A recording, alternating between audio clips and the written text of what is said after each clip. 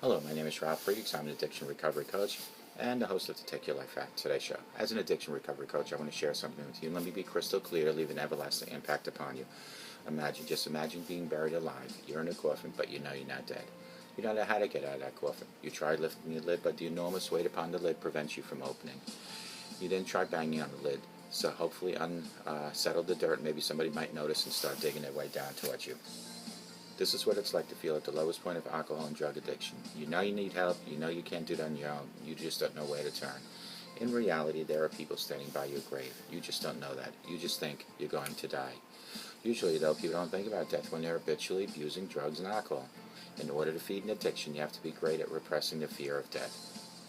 I often ask you, my audience, did it ever cross your mind while you were abusing drugs and alcohol that you might overdose and take something away from your kids, your wife, your husband, mother, father, brother, sister, called your life? You could just take your life. In order to feed an addiction, you have to be great at repressing the fear, and you need to build that tolerance up because death is a dead end. There is no changing, no going back. With this, let me leave these words. Don't be like the person I just spoke about and went to their grave without seeking help. Instead, pick up the phone and call me at 844-405-HELP, and together you and I will help you take your life back. For your life is gone. Let's talk about some 6 tips for writing fiction-based true events. You are there. You see it. You're the writer. So of course you want to write about it. Now what? Writing fiction springing from an actual event, may be one of your own personal experiences, requires a finesse for your readers, benefit your friends, your enemies, and yourself. There's a way to handle the truth because you'll begin if you are wearing kid gloves, but suddenly they will plump into boxing gloves. And before you know it, you are ready to deliver that punch right to your beloved old auntie's face. Number 1 out of the 6 is begin with the truth. Always begin with the truth. Truth is stranger than fiction. So there's certainly much to mine. Each of the contemporary novels sprang off pages of my own life. Consider writing that first draft close to what happened, what you saw, and what you felt, and then capture it on a film. But you also need to get permission. Are others involved, and do you want to stay close to the facts? If you know that this is the case, run and get permission from them. Do your best to describe that this will be a work of fiction with strands of truth woven into it. Explain to those involved that they will see themselves reflected, but it will be as they were standing before a curved mirror in an amusement funhouse. You might offer assurance that their story could be a great benefit to people watching the film. If they are willing to have you share the essence of what happened to them, go forward and start taping. However, if you think the final work will be far from the truth, get it in writing fast. If you aren't sure that you just the thought of asking permission is hindering your process, begin to videotape with the intention to either ask the involved parties in the future, knowing you may be denied permission to publish their work, or be firm on your design to spin the story far away from the facts. Number 3 is take pause. Whether you filmed a first draft of the facts or are simmering on what truly happened in your mind, take a step back. Once the story is caught on camera, as a filmmaker, you have the opportunity now to ask, how could it be made better? What is the theme burning beneath it? And what can I do to feed those flames? Behind my film was the true story of a particular character who had been struck by a vehicle in a crosswalk.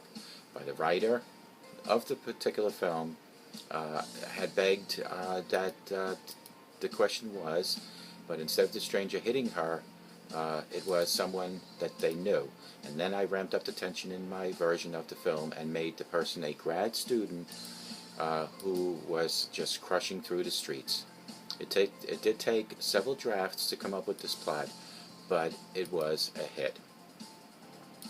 So make sure that, sometimes you have to go outside the actual truth and get a make-believe character. Number 4 is let go. Let the story run. Bettering the facts or leaving them completely behind. This is a draft on your film where you open your hand and let it go.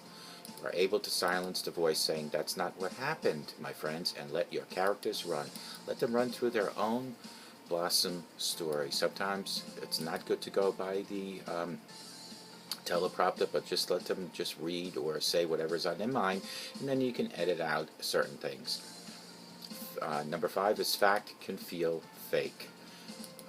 One caveat to be aware of is not all facts are believable. The best, juiciest fact may not make it into your story because, again, the truth is stranger than fiction. When I did one of my videos, I was not able to include that the man who was at a certain location that I was interviewing was actually a man that might have been in a car accident and paralyzed from a video before, so I had to compromise and change that. That particular film would have felt a little bit unbelievable had I included the actual character that I wanted, so I had to amend that character. So be ready to lay those facts aside with settling satisfaction that you know what truly happened and how you might have to change that for this particular segment.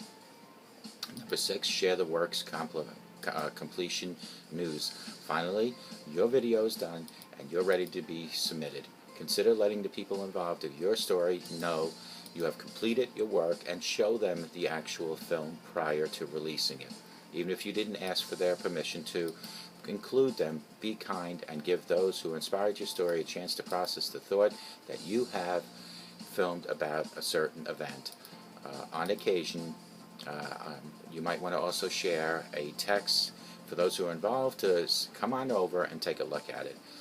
Keep it in edit mode, and always remember that you should, if there is a problem, be able to edit it.